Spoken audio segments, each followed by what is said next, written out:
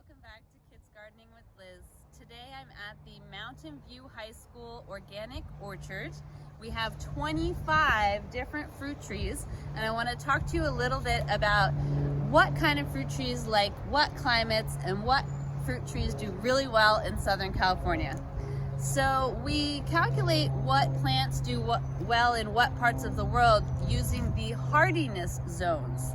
So for Los Angeles, our hardiness zones are 9 through 11. So 11 being the hottest areas, the desert, closer to Mexico, and the 9 area zones being closer to the coast where it's a little bit cooler and you get a little bit more rainfall.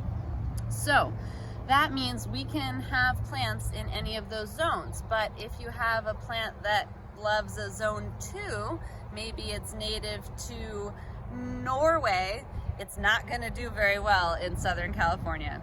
So here I have a guava tree, or guava, and they are USDA hardiness zones. They prefer 9 or 10. So they do really well in this climate. That means they're fairly drought tolerant and they like warm weather. So guava does well. Other trees that do well here are pomegranate or fig or anything citrus.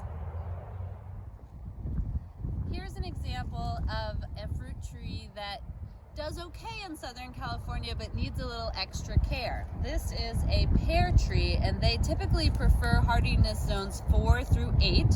So they do tend to get burned in Southern California in the late summer. That would be like August, September, October.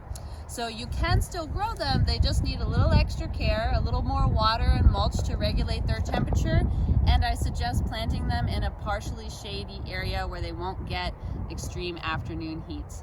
Some other examples of cool weather trees would be cherry, or also plum and apple, which we do have here. And if you have more questions about planting fruit trees, feel free to send us a message at info@ecourbangardens.org. Thanks so much. Have a great week.